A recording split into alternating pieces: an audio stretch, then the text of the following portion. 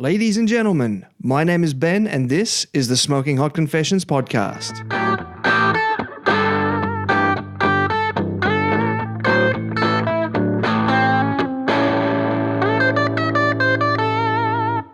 Hey family, it's Thursday, so it's time to talk some Q. This is episode 15 in season 2, Living the Dream. In this season, I'll be chatting with some of the most successful barbecue entrepreneurs out there about the different types of businesses you can get into and what it takes to be successful. Now, for those of you paying attention, episode 15 means that we have come to the end of this season. But before you despair, wait until you get to know who this guest is. Today, we'll be chatting with the always incredible Jess Pryles, an Aussie girl who embodies the very concept of living the dream, having turned her passion for barbecue into a roaring business and is now living it up in Texas, teaching the Americans how to play their own game. If you've ever wanted a sneak peek into the life of an ABA co-founder, this is for you. So grab your favorite barbecue food and your favorite cold drink and make it a big one. We're saving the best for last, chatting with Jess Pryles and saying farewell to season 2. This is the Smoking Hot Confessions podcast with barbecue pitmaster Ben Arnott. How long's it been since your last confession? Local products don't get much more local than Ministry of Smoke's Smoking Woods. An Australian family-owned company specialising in native hardwoods as well as fruitwoods, Rod has never revealed his sources of his timber. But they do come from premium New South Wales and Queensland timber regions. I exclusively use Rod's products with Smoking Hot Confessions, and my favourites are his ironbark and applewood. And his Gidgee lump charcoal is killer. Most exciting, Rod now produces his own range of pellets, including red wine oak barrel and ironbark. These can be used in pellet grills and in smoker boxes in other types of barbecues. They're also great in the uni pellet pizza ovens for a delicious combination of smoke and pizza. As an added bonus, all his pellets are sold in food-grade pails, so they're great for commercial operations as they can be repurposed. You can reach out to Rod on Facebook. Just search for Ministry of Smoke and shoot him a message. Alrighty, Jess, welcome to the confessional for this, the final episode of Season 2 of the Smoking Hot Confessions podcast. It's great to have you on board, and I just want to give a big thanks to everybody in the barbecue scene in Australia for everything that you do, and I just want to say that first up. So thanks very much for being here. Oh, thank you. I feel like I'm the season cliffhanger. This is great. Yeah. So the first thing that I have to ask you is, what was the last thing that you barbecued? Last thing that I barbecued was pastrami, actually.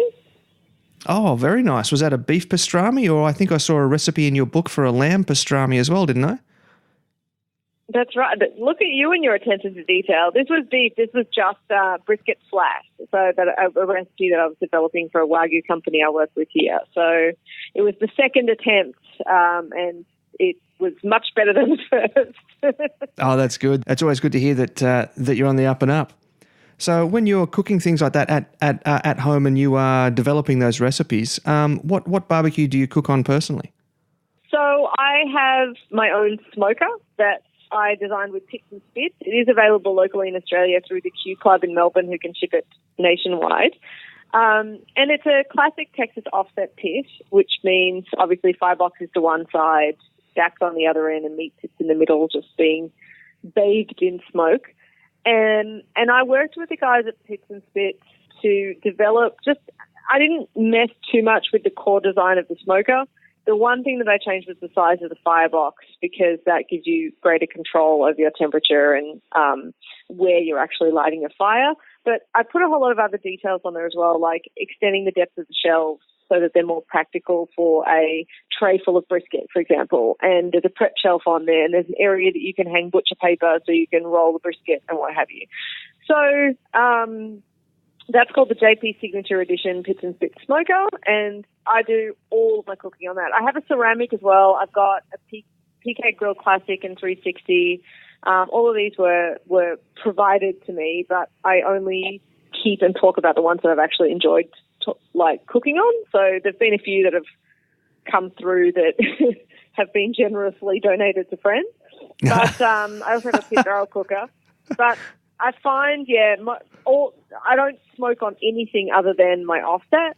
And actually today I went and picked up a brand new grill that I also designed with Pits and Spits. That's not going to be commercially available. It was just sort of like a wish list item for me. And basically, it's a fire pit that has a grill on top, which isn't revolutionary. Most of them do have at least some expanded metal, so you can grill on the fire. The difference is I put an upgraded grill grate on there. I increased the size of the height of the pit so it's more ergonomic.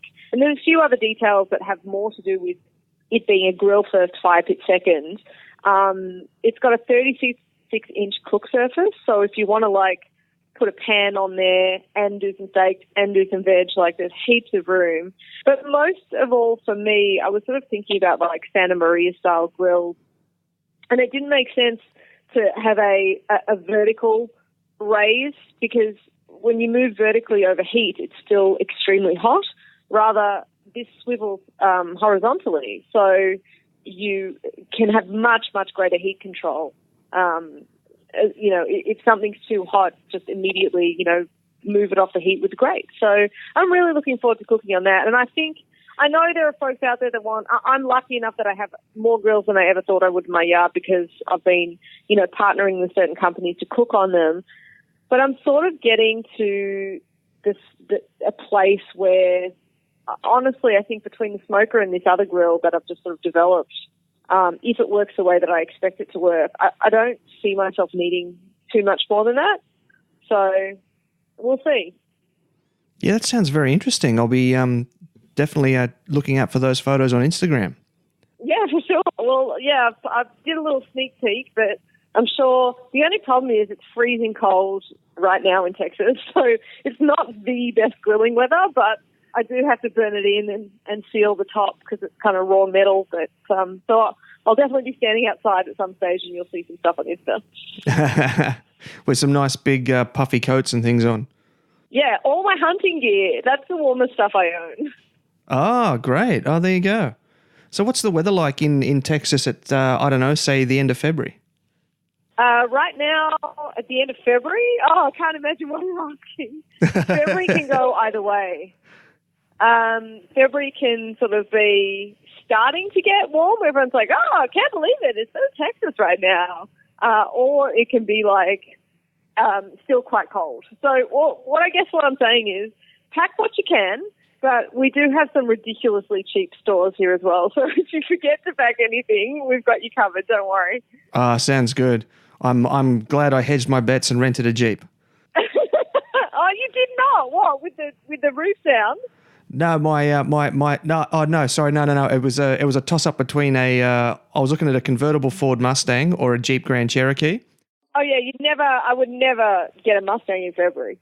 No. Someone told me that there's a good chance there'll be black ice on the road, and I went, Jeep. Yeah. I don't know about black ice, but you definitely won't want the top down. Oh, right. Oh, I'm glad I made that right choice then.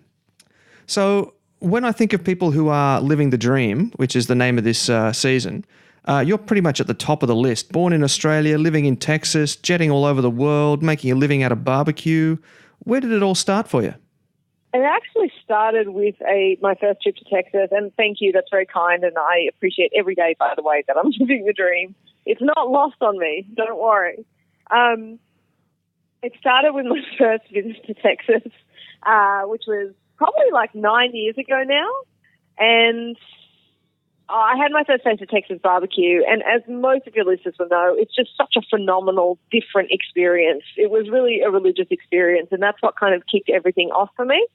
And yeah, from there, it was all very much organic. The desire to eat more of this barbecue and keep traveling back to Texas kind of led to me writing about the food that I was eating in Austin, because it was the time that blogs had just started, and I'd always enjoyed creative writing and photography. So it was kind of more just a creative outlet for myself, and if someone read it, then great. And at the same time, I was starting to post on there. Barbecue was starting to become popular in Australia. I was really enjoying sort of being a translator between what was happening in Texas and what was happening back at home. And then I really just got thirsty for knowledge. So wait a second, why are the briskets in Australia so different from what we're finding in the States? And I remember sort of being, one of the first people to actually walk into a US butcher, get them to break down a packer cut, and then try and explain that back home so we could figure that out. And then, of course, when you're a layperson, just like, you know, I'm sure there are so many people in barbecue in Australia that I'm sure can empathise with this. Like, the ABA group is filled with like, hey, I've got this brisket, will it work? You know, from people having the first time brisket experience. And once you start figuring out that it's a lot to do with breed and age and butchering between the countries and genetics, I was sort of inadvertently learning all of this information that was just, you know, generally helpful for meat cookery. So I applied it to, you know, all live fire cooking and grilling and steaks and what have you. And I'd always loved to cook. I certainly always loved to eat.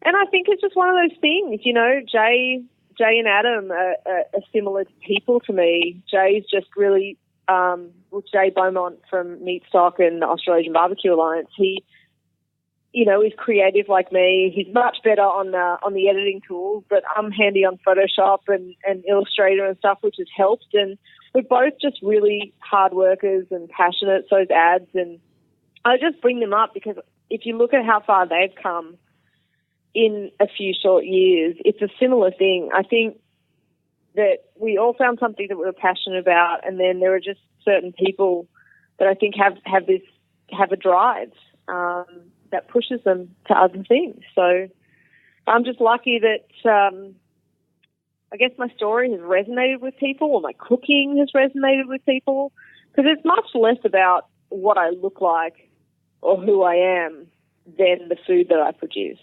And that's what I've been really focused on in the past couple of years. Yeah, absolutely. I can tell from watching your pics that the focus is absolutely on the meat products themselves. So with the shots of you presenting at the Meat University and all that sort of stuff, that's that really does come through with what you're putting out there. You mentioned Jay and Adam in the ABA before. Can you tell us a little bit more about the story of how all that came about? Yeah, so honestly, 5-6 years ago in Australia, there would have been a handful of people, maybe 10, countrywide, that understood what smoking was and had a decent knowledge of it and were related to it or practicing it somehow, like somehow related to it. One of those people was Paul Reitmeyer from Silver Creek Smokers, and he was one of the only people who was just really doing it the right way. And I remember eating his food and thinking, holy moly, this is exactly what it tastes like in Texas. And I was probably the only other person, aside from a few people who were doing it in their backyards just out of interest, who had a very public profile just because I had a website that I was talking about. So I started kind of becoming this media reference for people. So when Jay decided to put on his first Port Macquarie Barbecue Wars, he was sort of looking for someone because he didn't actually have that much experience in barbecue back when. None of us did. Like, even me with my cooking, I knew more about it before I started cooking, you know, and then after a few challenges from a few rotten eggs, I sort of said, right, well, I'll show you, and started to cook, and that worked out. So, you know, how's that for motivation? Yeah. But Jay, yeah, just use that, the hater energy to your benefit is a great business tip. But, yeah, Jay was just looking for someone who could kind of MC, who knew about barbecue, to give the event some credibility, and I guess I was one of the only people out there at the time. So we connected. He flew me up to Port. I was involved with that event. We had 60 teams because by that stage there were enough people coming out of the woodwork that they wanted to get involved, even though most of them it was their first time, you know, having a crack at cooking, let alone doing it at a competition. And off the back of the success of that, we decided to form a sanctioning body, which was also really just supposed to be an educational body at the time. So we roped in ads because he had experience as a city councilman, so we thought he'd be a great tiebreaker because Jay and I butt heads on a bunch of stuff. And he ended up turning into the GM and has done a tremendous job just because he's got such great vision for it. So that's how we all came together, and they've just taken it. Obviously, I can't do a lot once I emigrated, which was within the year of ABA forming. So I can't do a lot, although I represent ABA over here with a great deal of pride. But they have done an outstanding job. Yeah, they definitely have. There'd be no barbecue scene in Australia without the ABA. So, that's a kudos and thanks to the three of you for all that you've done there. So you clearly have a lot of arrows in your quiver. Can you fill the listeners in on all the different things that you do? Oh, man, I'm getting better at this because I used to be asked that question and just draw a blank, and I'd panic and think, surely I know I work from like kind of the second I get up until well into dinner time. So how am I that busy and not able to define it? And a lot of it is that it's admin from just running a business that just takes time because, send this email and write this invoice and edit this photo and now edit this video, et cetera, et cetera. But basically, I run my website, jesspryles.com, and I publish a recipe every week on there. I do all my food styling and photography as well, which takes up a bit of time, and obviously write the posts. And on the back of that is all the social media that's involved with me, with the website, and that leads to different things that I'm involved in. So, for example, classes, appearances, speaking, and all that takes, organizing and promoting and what have you. And then I have Hardcore Carnivore, which is my seasoning line, which is also has some merchandise as well. And that's been more popular than I ever anticipated, and I'm so thankful for that. I have a book, Hardcore Carnivore, which has been out in Australia for a while, which comes out in the US in February. I have that smoker that I mentioned from Pitt and Spits. I've got a new rub coming out next month that I'm working on. I'm looking at developing products. I've just imported this steak fork from Brazil that I now have to find out how to get more into the country because they sold better than I ever thought they would. And I'm trying to really concentrate on developing and introducing products that don't currently exist for carnivores.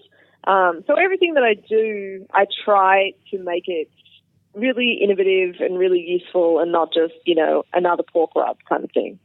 So I'm kept pretty busy. I'm also a full-time ambassador for Gerber Knives, so I do a lot of work with them.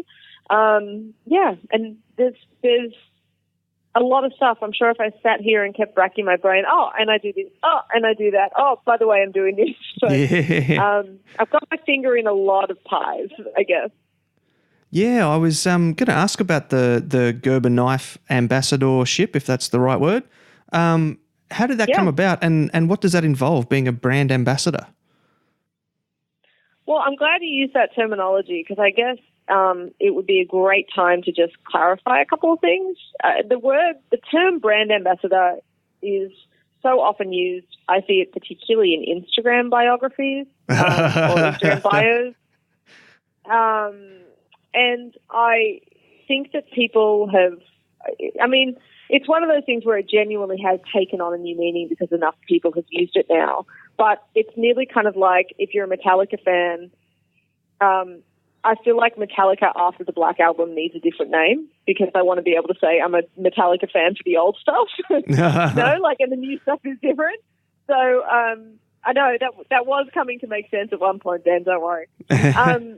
So a brand ambassador in its truest, honest sense is somebody who is paid, usually quite well, by a company to represent that company's product to the exclusion of all others. So, for example, if we were talking about beer, if I was a brand ambassador for, let's say, VB, I would be paid by VB to talk about, use, promote, endorse, blah, blah, blah, VB at the exclusion of all other beers. That's why you pay someone to be an ambassador for your brand. It has seemingly come to mean that brand ambassador means that is kind of code word for that person is willing to accept freebies or paid relationships from companies. So I've seen people who are brand ambassadors and they'll talk about like 5 different grills and 6 different rubs and a bunch of different sauces, and that's not what a brand ambassador is. Not what it is when I say it. So I'm paid by Gerber. I'm one of only 13 ambassadors, Remy Warren, Jason Aldean, who's a country music star, and Bear Grylls, some of the others. And they pay us to promote, use, and endorse their products. For me, it was a huge deal because I didn't ever think that an everyday carry knife brand would be interested in what I'm doing. You think for the obvious things like grill companies and rod companies and what have you, but a lot of the stuff makes a lot of sense. They have a filleting knife that I use all the time for butchery. They have a huge hunting line that I use all the time, both when I'm hunting, but also a replaceable blade knife, which is amazing for trimming ribs because of the detail. And then, when I moved to Texas, I started to carry a knife, an everyday carry, they call it here. It's not like a tool. So once you're allowed to carry a knife, and you find yourself reaching for it for so many things. It's not about stabbing. It's not about personal protection. I was going to ask, how rough is Texas? Yeah, it's not about that at all. Literally everyone will carry a knife because it's just like a I was about to say dude thing to do, but I do it, so it's obviously unisex. But it's just what you do. You drive a truck and you have boots and you carry a knife and you use it to fix it. I mean, I used it today. I had for the most ridiculous purpose. I had a string come off my couch cushion and I had my knife in my pocket. So out it comes, cleaned it up, and that's it. I've used it for, I don't know, I used it in Mexico to cut a thing out of my bikini because I had it there.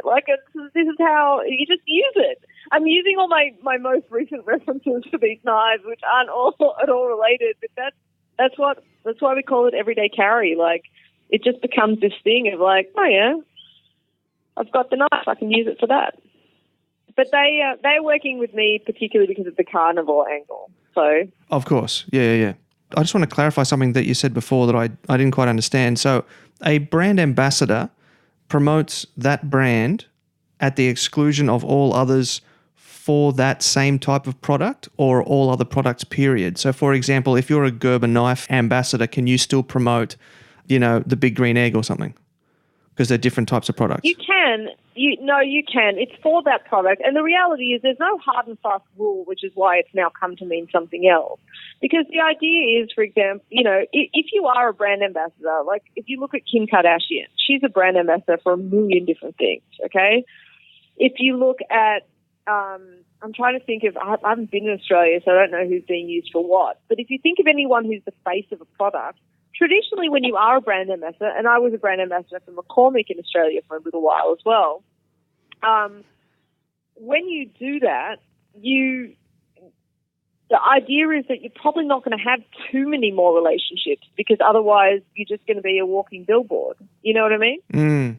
So traditionally, it was that you partnered with one or two or three, sort of max companies. So, this person does my hunting gear and this, I'm with Yeti coolers and I'm with this and I'm with whoever.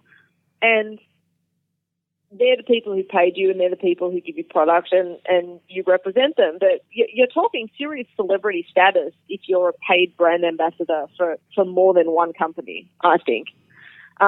Because your endorsement, are you going to believe me if I start flogging a million different things? Here my jocks are sponsored by Hanes. Come on, who cares? And there's a difference between being sponsored and being a brand ambassador, and that's usually just donated product versus getting paid. But traditionally, a brand ambassador is someone who is paid to represent that product to the exclusion of all other products in that category.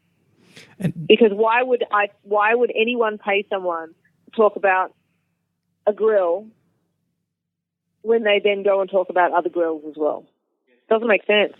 That's a very interesting distinction between sponsorship and brand ambassadorship. I think that's sort of the point that we're at here in Australia, sort of clarifying that distinction as the scene grows. So I think that's going to be interesting to watch how that pans out here in Australia. Well, the other thing that Australians need to be aware of, which a lot of them aren't, are ACCC laws. So the FTC is what governs them here in the States, but there are massive disclosure rules that the ACCC has put in place, usually for bloggers, that I see a lot of Aussie barbecue teams that obviously have relationships, but that what it literally means is that every time you post something that is sponsored, so if you're posting a grill and a knife that is sponsored, you can't just post a photo of them and say, damn, I love these. You need to then write, hashtag sponsored. There are disclosures that you have to do for everything, even if it's just given to you. So, yeah, that's something, I guess, that people would want to bear in mind because you can get fined for it. Really? That's interesting. Yeah, it's blogging disclosure. I mean, like, I don't... It started because of bloggers sort of going to restaurants and being invited to media meals or being sent things, especially like fashion bloggers and stuff like that. They're sent a million things. The whole point of this new world is that people are influencers. I think that's the word they're looking for instead of brand ambassador, that they're an influencer. So they're happy to work with products because the presumption is that they have influence over other people through social media. But the thing is, what the ACCC are trying to, and the NBSP are trying to make clear here, just like when you read through a magazine and you'll see sometimes at the very top it says like paid advertisement or paid promotion, where someone's actually put an ad in to make it look like it's part of the magazine, but it's not. You have the right as a consumer to know that that's an ad. So why shouldn't everyone that follows a certain barbecue team, let's say, who are doing really well, or ABA or whoever, or me or whoever it is, why shouldn't you have the right to know when I'm being paid to talk about something? Because it's obviously going to be influencing what I say about it. I'm going to be Googling all those things right as soon as we're finished because I think I need to clean up my own website a little bit. It's mainly for social media. On websites, it's just there's a disclosure as well. But, yeah, it's a really, really interesting place and it's a really interesting time, and there's a lot of interesting stuff happening around that. But if you think about it, it does make perfect sense. And that's why I say no to probably 50 to 60% of stuff that is offered to me. Oh, wow. Yeah, because I don't want to turn my feed into a walking, ad coupon thing where everything is sponsored, ad, sponsored, ad, sponsored. I don't really want to do that. I want to have genuine engagement with people and share, meat and cooking and not just flog. Like, surely you've seen, Ben. Let me ask you a question now. Uh-oh. Have you seen a product that's come onto the market and suddenly you see everybody at once talking about it? Oh, yeah. Why do you think that is? Probably because they've sent out about 300 free samples. Right, except that most people won't actually realise that, and that's a required disclosure. Because you're just creating this free ad campaign for this company. So there you go. Yeah, interesting. I always have a rule about when I get work done on my car, whoever works on my car is not to put stickers on my car. So you know how when you go and get tyres on it and they go and put a sticker on the back window, tyres by such and such. I'm always like, nope, get that rubbish off my car. You don't want to be a walking ad for them because they didn't give you a deal. Well, particularly because I've already paid them to do the job. I'm not going to then turn around and do their advertising for them. Right. But happens all the time on Instagram, so why do we see that differently? Yeah. Very good points. Especially with repost accounts. I'm not going to even get started about it, but think about those accounts that exist, purely by using other people's products, and then they ultimately do it to sell their own. It's the gross undervaluation of the worth of intellectual property, thanks to things like Instagram, constantly astounds me. Yeah, it's kind of the dark side of social media, isn't it? All right, so I've noticed, and you mentioned this before, that you seem to have two brands, the personal brand in Jess Pryles and a traditional brand in Hardcore Carnivore. What made you decide to have both, and what are the distinctions between the two? Jess Pryles was first, just because, and as I mentioned, it was organic. It was the blog was called Burger Mary, which I'm sure a few people will remember, because I was writing about burgers and Bloody Marys in the very beginning, because that's what I was eating mainly when I was coming to Austin, and then I added in a barbecue element. And before I moved, I decided, everyone thought my name was Mary, which became quite frustrating, especially in social situations. But I decided to rebrand with my own name and just kind of see what happens, which helped a great deal. And then when I had the idea to put out Hardcore Carnivore Black, which is my first rub, I'd been aware of the use of activated charcoal in food, but I've always wanted to create an MSG-free, gluten-free product, and I thought that I sort of might be onto something with that. And it didn't really make sense for it to be Jess Pryles' Black Rub. It sort of needed a name, and I know I've just always had natural acumen for marketing, which I'm really, really grateful for. So I knew that it needed to be standalone on its own, for people to sort of, and even to this day, people pick it up and they know who I am, but they don't know that that's my rub, which is fine with me. So I think the rub deserves its own name. And then honestly, what's happened in the past year has been a really interesting transition, which is people don't know exactly what it is that I do, even though I've just explained it to you. So people are sort of really uncomfortable with like, well, is she a blogger? No. Is she a meat expert? I guess, but what does that mean? And all this kind of stuff. So when people started saying it's Jess from Hardcore Carnivore, which as you even pointed out is the traditional brand, everyone sort of became more comfortable. Like, oh, okay, it's a woman who has a meat company. So now I feel all like, oh, that makes sense in my brain.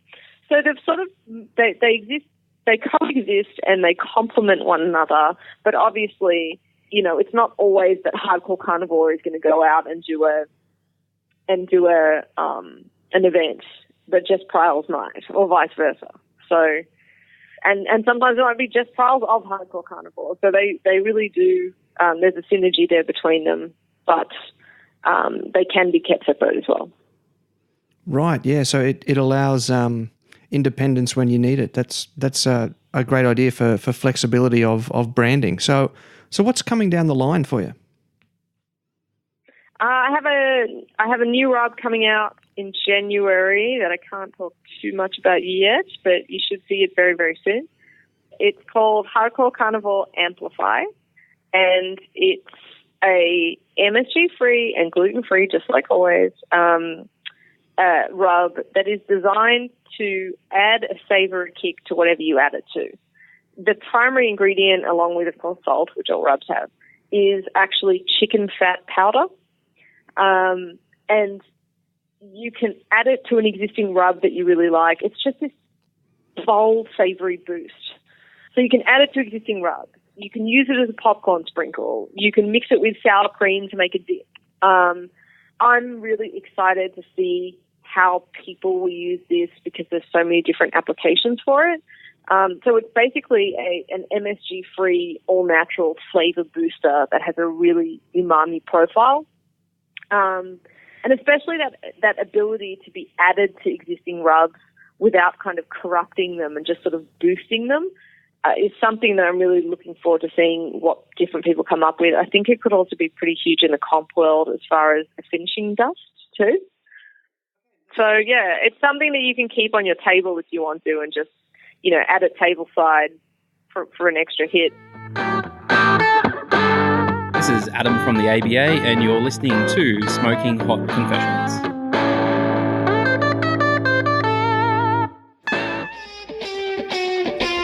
If you're looking to get behind an Australian company that gets behind Australians, you need to check out Pitt Brothers BBQ. They're a Brisbane-based business that are known for supporting our returned servicemen and women. They have 3 pre-blended rubs and 15 individual ingredients, making it super easy for you to create your own unique taste sensation. My personal favourite is the rosemary, lemon and sea salt rub. It's sensational on chicken wings with a sweet barbecue sauce. They also stock premium Gidgee lump charcoal, which is grown and cooked in Queensland. While 2017 has been a big year, 2018 is going to be even bigger. They're launching a custom-designed offset smoker, 3 premium gravies, and are working with competition teams to develop some special new rub blends, such as Porkapalooza by the Smoke and Sappers.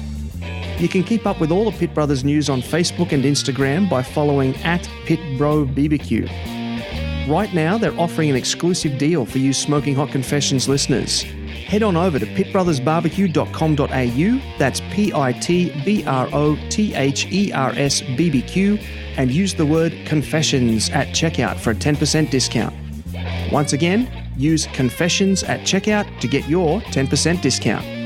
Now, Jess, most listeners will already know about your incredible new book, Hardcore Carnivore. We mentioned it just a little bit earlier, and the American listeners are going to know about it very soon, probably about the same time that this is released. In this segment, I'd like to chat with you about being an author and all that entails.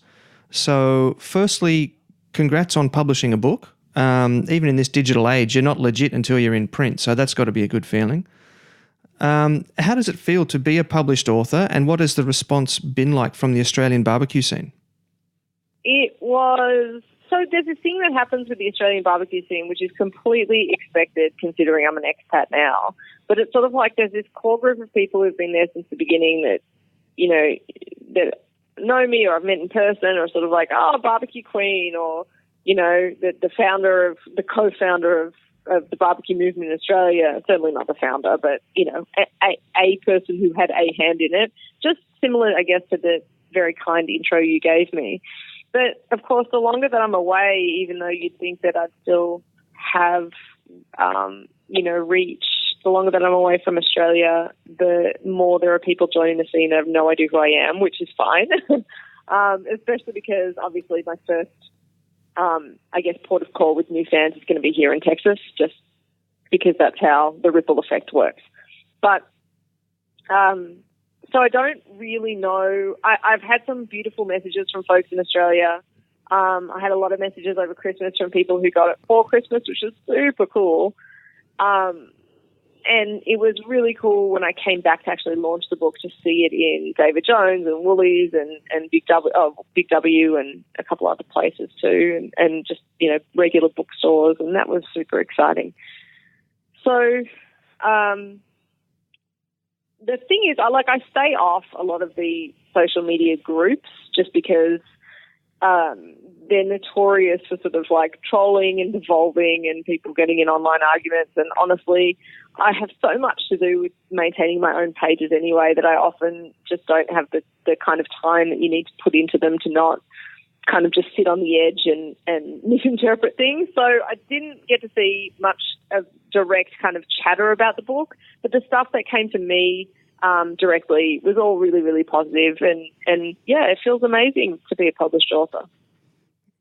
Yeah, definitely. I can relate to that feeling of walking into a store and seeing a book on a shelf. I published a couple of books when I was living in South Korea, and to walk into the shop and see your name on a book on a shelf, there's just nothing quite like it. It's amazing. Yeah. Can you walk us through the process of becoming an author? Yeah, look, it was something that I was approached for by Jill DePlay, who's a very famous food writer in Sydney. And she's published in Melbourne too, and she works for a very big newspaper there. And her job is to work for Allen and Unwin or Murdoch Books, who I've signed with, to kind of identify, especially in the food world, she's kind of a scout. And when at a certain point she reached out to me and said, you know, and that's not guaranteed, that's just her thinking that it might be the right time to show me to the publishers and see what's up. So she went into bat. We came up with a concept together. I came back to Australia. I met with the publishers. They told me they were going to offer me a deal, and it kind of went from there. I know that sounds easy.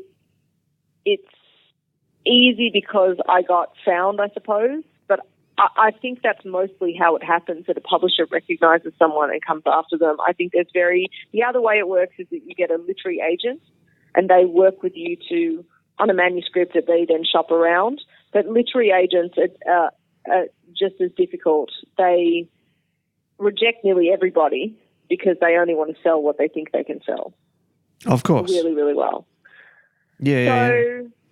I was lucky that Jill decided that it was my time, and I was lucky that Murdoch decided it was a great time for a meat book and that they liked my recipes and my ideas and my story.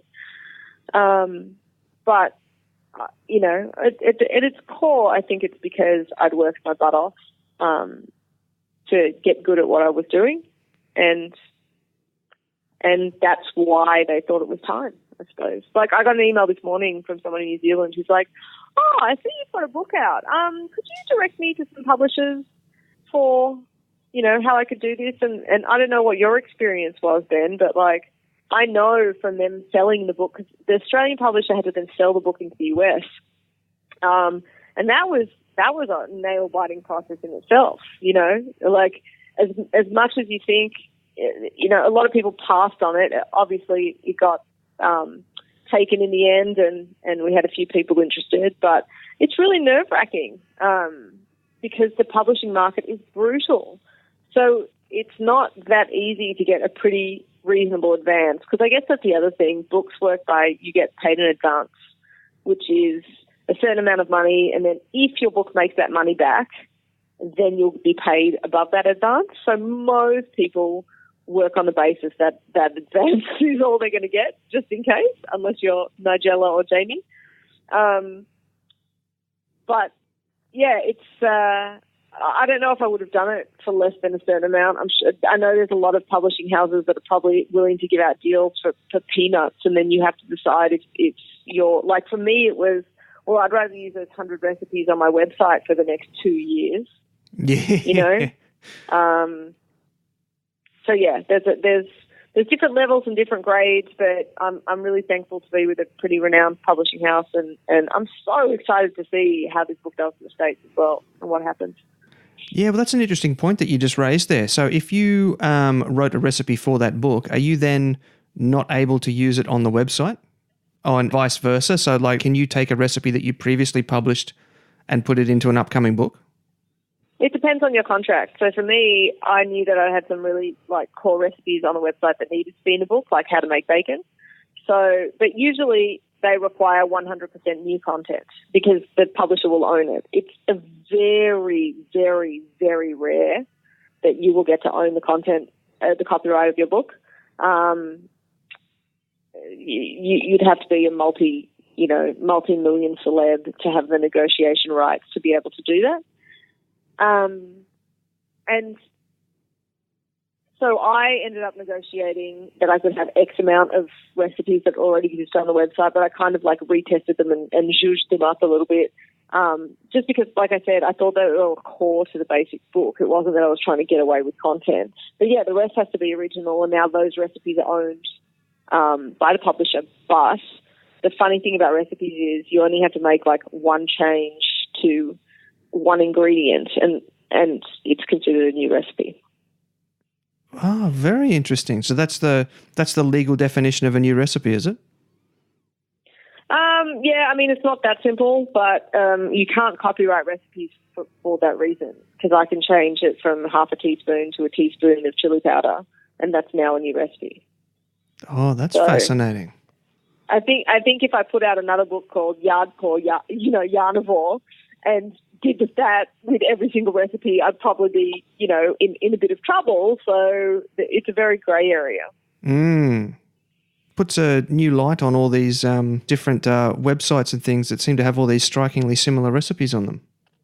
Yeah, and the other thing is, it's really hard to control that content too, because on the one hand, there are a lot of food blogs that recreate recipes that they found in cookbooks and then publish the recipe, which the cookbook company, the publisher wants you to do, because it's ultimately promoting that if someone likes that recipe, then they like the book, then they buy the book. So it's a real double-edged sword. And on the other hand, there are people who, publish those recipes for content, again, maybe just to monetize. So, yeah. So how long does it take to go from concept to release?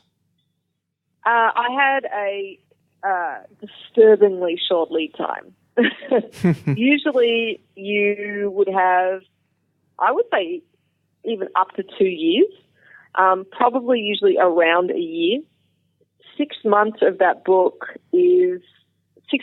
time is just how long it takes to get printed and shipped and color treated and all of the technical stuff. I had 3 months, which is insanely short. I had 3 months from the time I signed the book deal to hand the manuscript in. But my life for those next 3 months was just, like, chained to my kitchen, coming up with recipes and testing them over and over and over again. And then I flew to Australia to shoot the photos, which was also perilous and fun. So fun fact, all of those photos in the book were taken in 8 days in a professional photography studio that was a studio first and a kitchen second. Anthony Swoboda from Southern Boys BBQ, who's now living in Memphis but was a Melburnian, had to help me he brought his smokers over to the tiny courtyard of the studio because I didn't have a smoker in Australia because I live in Texas. And for the first week, the oven was also broken. The thermostat was off, and it took us about 4 days to realize it. And through all of that, we managed to photograph, I think it's 80 recipes or something like that. Oh my God, wow. I can't get over the fact that you had 90 days to come up with 100 recipes. That's a massive workload. Yeah. It was. It was clear your schedule. Yeah, no doubt. So just getting back to, you're talking about the food styling and the photography. Did you do the food styling yourself or did you work with a food stylist? No, so for that there was a food stylist. Her name was Lee Blaylock, and she was awesome. She's a Kiwi. The main reason that you want a food stylist, my main reason most authors would is because just because you're a recipe developer doesn't mean you have any experience. I'm lucky because I have to do it for my website, so I'm probably a little bit ahead of the curve where it comes to that. But they also have a bunch of props that you need, as well as, styling tips and tweezers. And it's less that traditional food styling you hear about where it's we use PVA instead of glue or PVC or whatever it's called, glue instead of milk. Those aren't really cornflakes. They're actually pieces of cardboard because they look like cornflakes. It was all real food. It was all cooked by me. She just has a great idea for, hey, this piece of bread should be torn because it looks like it's being eaten, or this background is the one that we should use and we should pair it with this bowl and that kind of stuff. So. Oh, that's fascinating. So it's kind of like having a personal designer or something. Yeah, and usually they work with the photographer to sort of capture the shot, and it's what makes it feel more cohesive. One of my favourite recipes that I've seen in the book is the peanut butter and jelly chicken wings, because they basically remind me of Elvis Presley. Where did you draw inspiration from for your recipes? My biggest draw is actually eating out and traveling and trying other chefs' sort of interpretations of ingredients. I also have a subscription to a bunch of food magazines, just to try and be okay, that's interesting. I haven't thought about blood orange in a while. How would I use that? Or seeing what's available in the grocery store. But this was as simple as, it's such a beloved recipe, that one. I've gotten a little bit of flack from people who are, I guess, kind of more food snobby, that they think it's a bit of a gimmick. But the concept for that came born of the idea of, half thinking about Asian, caramelized wings, half thinking about satay, and thinking, well, I can actually combine those together and give it a cute name. But it works. It's that concept of salty, sweet, sour, with some fresh lime juice or something over the top. It's the balance of food. So that's why it works. It's not because it's supposed to be a peanut butter and, a waffle sandwich or whatever it is. It just happens to be the concept of salty, creamy, and sweet that those two ingredients bring together. For me, it's just fun too. And if you can't have a bit of fun with it, then, what's the point? That's actually very true. Yeah. So, say someone's out there and just sort of circling back to what we were talking before about publishers and contracts and stuff. When people are looking at contracts with publishers, what should they look for? How do you tell a good contract from a not so good contract? I'm definitely in no position to answer that. I ended up getting a literary agent. Publishing contracts, I'm pretty good with contracts, and publishing contracts are a completely different beast. There's different rules, there's different levels of acceptability, there's different rules about royalties. So if you're in a position where you have access to a book deal, either seek an agent or seek a literary entertainment attorney lawyer, and absolutely make sure you're getting a good deal. Ah, very solid advice. Consult a legal expert. I should have thought of that before I wrote the question. 100%. Yeah. So what was the hardest thing about producing the cookbook, and how did you overcome it? The hardest thing was that photography shoot. The hardest thing was flying to Australia to a kitchen I'd never seen, and it was like induction cooking as well. And if you've ever cooked on an induction stovetop, they work completely differently to gas. And having to produce the best version of every single one of these recipes in a brand new kitchen with equipment I've never seen in 8 days. That was terrifying. I have no doubt. Yeah, that sounds intimidating just listening to the story. So how did you get through it? Just nose down, bum up, and plow through? Yeah, it's the exact same thing we were talking about earlier with the perseverance and work ethic. You exactly what you said. You make it work because it has to work, and it's not just going to be acceptable. It's going to be great. So then, what was the easiest thing about producing the cookbook, and why was it easy? The easiest thing, some of the recipes that were coming to me, some of them that were just sort of fun to... I'd say the recipes that came together really easily in my head and then worked out the very first time I tested them. It was like, okay, tick. Pickle brine chicken nuggets were one of those, because what I did was I'd done stuff with pickle brine before. It made sense that it would sound fun with chicken nuggets. And then my grandmother makes chicken schnitzel using those cornflake crumbs, so I knew that they're such a fun coating and that they could work together to produce this like insane, crunchy, salty, pickle brined piece of goodness, and that it was pretty much going to work, and it did. You still there? Yeah. Oh, okay, cool. The phone went dead silent. I thought the caller dropped out. Cool. Okay. Where are we? Alrighty. So overall, then, how would you rate being an author as a profession? I don't think anyone becomes no one unless you're Stephen King, or like I said, Nigella or Jamie. There's very, very few people that are making serious money off cookbooks. Having a cookbook is like being on TV. You don't make a whole lot of money on TV until you're one of those huge names that can command it. But what it does for you is give you a level of exposure and give you credibility, just like you were saying, having your name in print. So now when I meet people, I get to say, I'm a published author. And they're like, oh, I see. And it makes them, seem they're more important. Instead of like, yes, I have my own website that I insist a lot of people go to, like 300,000 people a month, but it's much easier to say I'm a published author. So that's really what it does for you. I don't think that there's anybody who's making a living off being an author, especially in cookbooks. You're listening to the Smoking Hot Confessions podcast with barbecue pitmaster Ben Arnott.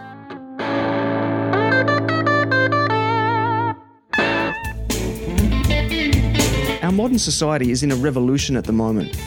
After years of exploring how we can use technology to better process our foods, we're now heading back the other way, realising that traditional farming produces better tasting and healthier food.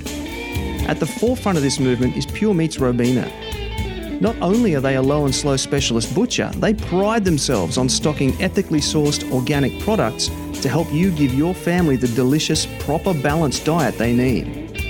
Their meats come direct from Aussie farmers and are broken from carcass on site. Not only that, but all their products are made on site, from healthy, ready-to-cook stir-fries for the time poor to my favourite, the smoked crocodile cabana. And for you competitors out there, I can tell you that the quality of the competition meat is not only outstanding, but most importantly, it's consistently outstanding. So do yourself a favour and head to facebook.com/puremeatsrobina to find out more. Alrighty, Jess, we've got some fantastic listener questions here for segment 3, and they've really put their heads together and come up with some great questions for you. And so if you're ready, let's get into it. Let's roll. Hi, this is Jared. Jess, how did you manage to come from living in Australia to moving to Texas, of all places, and becoming so famous and big in the US, considering the history of barbecue over there? Hey, Jared, that's a great question. It was a very natural move, and it happened because I visited Texas, ate barbecue, came back to Australia, came back to Texas, ate more barbecue, and then started to sort of be, I guess, a barbecue missionary, bringing the gospel back to Australia. And eventually two things happened. One, I was spending so much time traveling back and forth, and two, I had genuinely fallen in love with Texas that I decided to move. So that's how I ended up. And, I can't say anything other than I'm incredibly fortunate that my hard work at knowing the subject that I'm talking about and the food that I'm producing has gotten people to pay attention, because I'm sure that I could have quite easily moved over here and, said, everyone look at me and listen to me, but if you don't have the right things for people to listen to, they won't. So that's how it all happens. Interesting. That's a very good point, that you've got to be saying things that people are needing to hear. That's I think that's lost on a lot of modern social media marketers. Hi, it's Dion from the Mid-North Coast, New South Wales. Hi, Jess. My question is, what was the toughest aspect of designing your pits for your signature range? Thanks.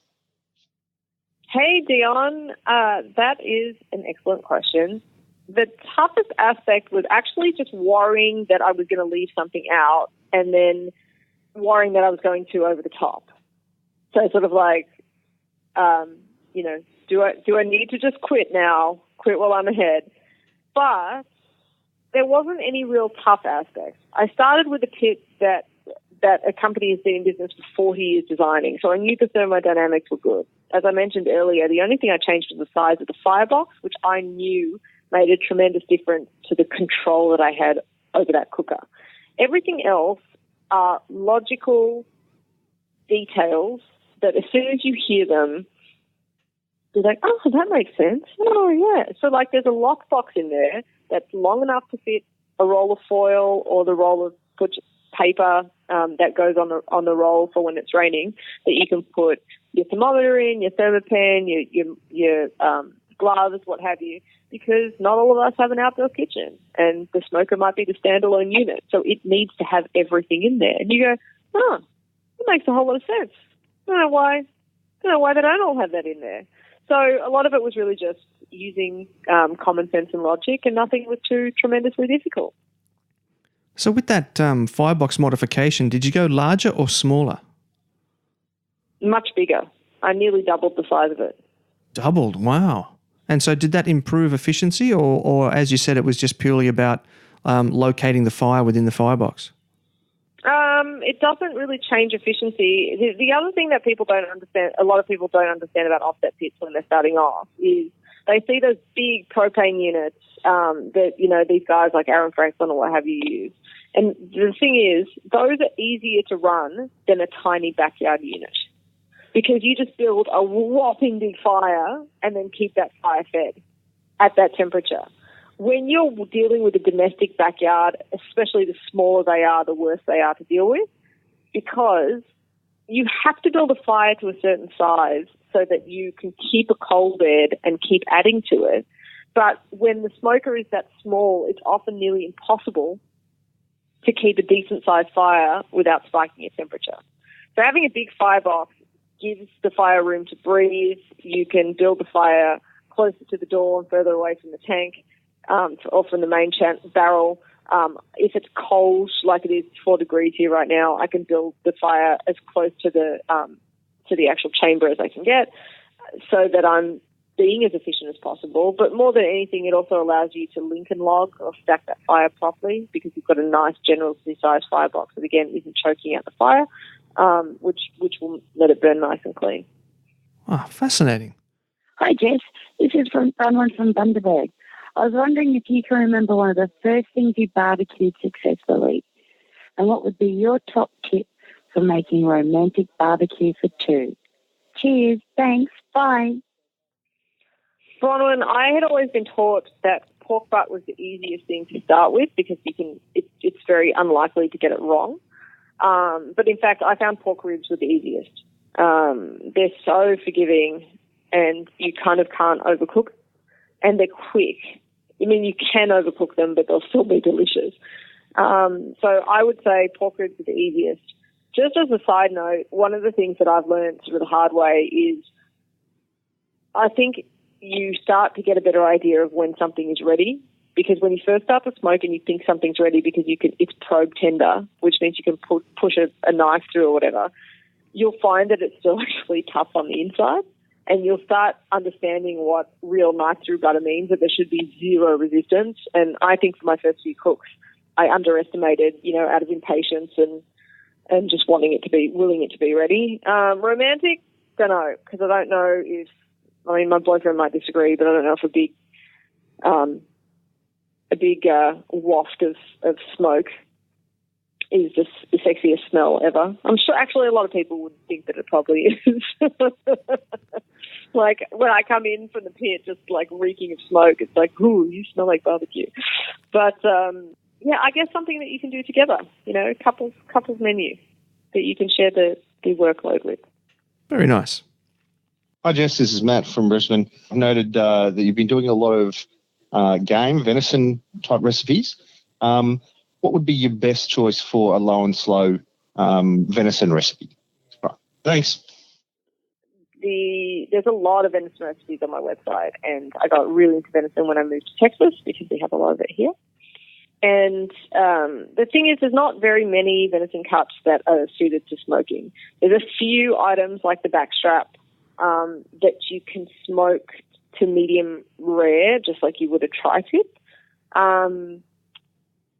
But I have done some work with some smoked stuff as long as you then braise it. So there's a recipe on the website for some smoked braised venison shanks. I've done it with a neck as well, where I've just smoked the whole neck and then actually turned it into stock. It's so lean that it can't take the smoke just by itself, but if you want to use it as an element of flavour and then, again, apply that braise or sous vide or whatever it is as a gentle cook to really break it all down, you'll do good. Hi, Jess. It's Linda from the Blue Mountains. Considering me and my partner are involved in barbecue, and obviously we're female, just wondering if you have any advice for females who are starting out in the barbecue scene. Thanks. Bye. The way that you should be a female in barbecue is not to give a shit that you're female. Just concentrate on being the best cook that you can. It should have nothing to do with men, women, any of that. It should have to do with passion, acumen, ability, and just giving it a red hot go. Excellent. I love what you just said there. That's fantastic. Hi, Jess. It's Paul from Smoking Hot Global Q up in Cairns, North Queensland here. My questions are, what, if any, uniquely Aussie traits have you noticed emerging? And secondly, what impact do you think the Aussie barbecue scene might be having on the American scene? All right. Thank you very much. I'm not probably in the best position to talk about Aussie traits that are emerging because you guys are much more closer to that than I am. Although I have seen, like, for example, Brahman hump. When the Aussie started doing that, it started, like, resonating around the world. The problem with that is Australia has more Brahman content, like bigger humps, so does Brazil, than America. So then the Americans got really excited about it, but they can't find it here. And in fact, it's quite difficult to find in most places in Australia. So that was sort of something that happened for a little while. As far as the Aussie barbecue scene, I don't think that there'll be any big differences in terms of what's actually being cooked for the reasons that I just mentioned. It's quite difficult, just like you guys have problems with pork ribs in Australia, to emulate because of the difference with raw materials. I think where Australia really has a chance to shine is most the competition scene. How that works, how the teams react, how the competitions are staggered. I mean, we're already really giving the Americans a run for their money, despite them having been doing this for years and years and years, because we've seen that, even the big, like, I've judged the American Royal before, and the first year that I judged it, they sent all the extra volunteers away because they thought they had enough judges, and then they realised they didn't, but they'd already sent the judges away. So they grabbed this volunteer lady who was from the venue, who wasn't a KCBS judge and wasn't trained, and sat her down at the table to judge the American Royal Invitational. So even a competition as old as that and prestigious as that, you know, still has fallible areas. So the way that the ABA sanctioning is done, the way that our competition rules are done, the way that we're actually forming, because it's kind of an organic process, new rules all the time, I think that that's where we're going to really stand out. Hi, Jess. It's Paul from Bundaberg. As part of 4670 Barbecue, we started doing masterclasses in conjunction with Barbecues Galore. But I really want to grow the products that we use and can display and promote to our class members. How would you suggest I get in touch with companies to send me products so I can review and use in masterclasses to help them out and help me out? Thank you very much. Hey, Paul, I think that's a great question, and this is a really interesting economy that you're talking about. I think if you wanted to have people, if you wanted to start receiving products, the most important thing for you to do is get together, I guess, what you would call a media kit, which is a PDF or an informational piece that basically, if I'm a company and I go to a newspaper and say, I want to buy an ad with you, they will give me their stats. So how much it is in circulation, like the breakdown of the areas, the breakdown of their readers, so that I can make an informed decision as the person buying the ad if that's the places that I want to reach. Like if I want to make the investment, and those are the metrics, and that's fine. So you're effectively asking these companies to send you something for free. It might not be an ad, but you're asking them to invest part of their promotional or marketing budget in you. So you have to show them why it's worth it. You know, tell them how many classes you do a year, show them what your social media numbers are, just get together a document that sells you instead of just and don't be too casual over email. One of my pet peeves are people who just send an Instagram direct message. Like, reach out on Instagram, but then ask for an email address. Like, if you're asking for freebies, put in a little bit more effort than a quick DM while you're on the dunny. You know what I mean? Let's be real. Very true. Very true. Hi, Ben. It's Michael from Smoking Hot Smart Fires. I just want to leave a message for Jess, just regarding what is the weirdest thing that you've ever had on a smoker, and how can you pick which rubs put on different meats? Is it the same rubs that you use all the time, or is it just, do you get a feel for what ones to use? And really looking forward to catching up with you when we come over to compete with all you guys in Texas. Thank you. Bye. Hey, Michael, I'm looking forward to hosting you over here and showing my Aussies off proudly to all of my Houston friends. So, first of all, owning a rub company puts you a little bit behind the eight ball, because I feel, I feel indebted to use the rubs that I have created, but B, I've created them because I love them. So obviously I'm going to favour them. Most of it is just, it depends whether you're cooking for comp or cooking for home. If you're cooking for home, you use the rubs that you like the taste of best. It's very, very simple. If you're cooking for comp, you'll start to try and identify the flavour profiles the judges look for and use those instead. And that's sort of how you figure out what rubs to use on what product. Hi, my name's Jay, and I'm from Meatstock, and you're listening to the Smoking Hot Confessions.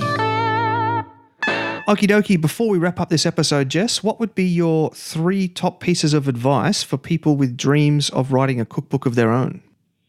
Ooh, don't focus on the cookbook itself, focus on the quality of your content. I don't know if these are 3 pieces of advice, but I'm going to roll them into one. If you focus too much on things that you can't control, it'll slip out of your hands. It's the old build it and they will come. If you want people to visit your website, don't build the website and then promote the shit out of it. Make amazing content. Create amazing recipes. Take amazing pictures. Give people a reason to want to buy that book, to want to visit that website, to want to look at your Instagram. Focus on the content And if your content is reward worthy, the rewards will come. Very nicely said. Alrighty, Jess, the studio is now all yours. Please take a few minutes to give some shout outs to the people that helped you along the way and tell the listeners how they can track you down on the internet. I definitely want to thank all the original barbecue teams that are in Australia that have gone on to such amazing things. Those boys who were at that very first Port Mac competition, the people who were even at that one back in Melbourne back in the day that was completely unsanctioned. And I know Anthony from Southern Boys was originally there. Jesse Rogers was there, a couple of other guys. I appreciate what everybody has done for the scene. I have to really, more than anyone, thank Jay and Adam. What we have done to help each other out, what I've contributed, what they've contributed, as much as what I've done, they've exceeded that. And I'm just so proud to be part of, a founding member of the ABA with where they've taken it now.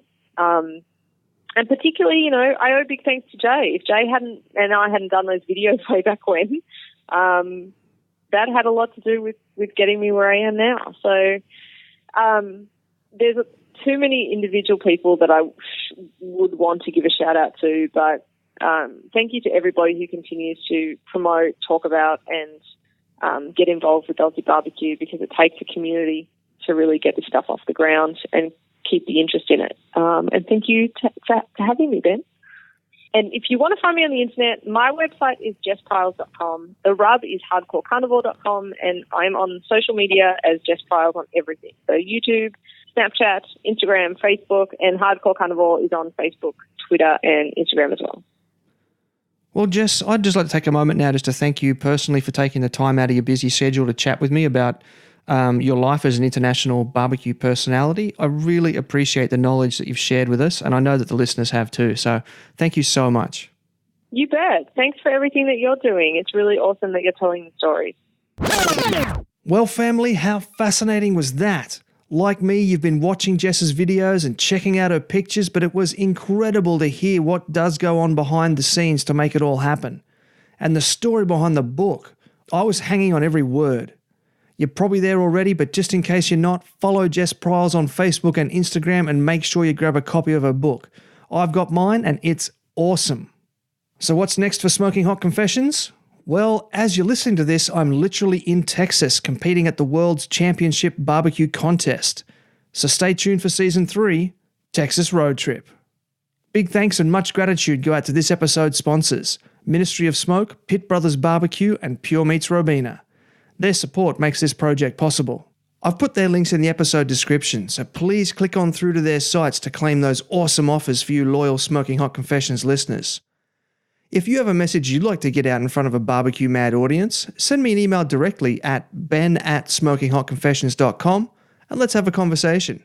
If you'd like more, I have published a free ebook just for you. Head on over to smokinghotconfessions.com/ebooks to get your copy now. I've put a link in the description. Also, head on over to Facebook and join the Smoking Hot Confessions community, and let's continue the conversation. It's a group dedicated to teaching, learning, and sharing all about barbecue, and all the BS is left at the door. Everybody has a place in the Smoking Hot Confessions community. Finally, however you listen to this episode, please make sure you subscribe and leave a review. This way, all future episodes will be delivered as far and as wide as Arnold Schwarzenegger's illegitimate love children. Until next time, take care of each other and keep on queuing. Thanks for listening to the Smoking Hot Confessions podcast. Head on over to smokinghotconfessions.com for recipes, tips, and Ben's own confessions.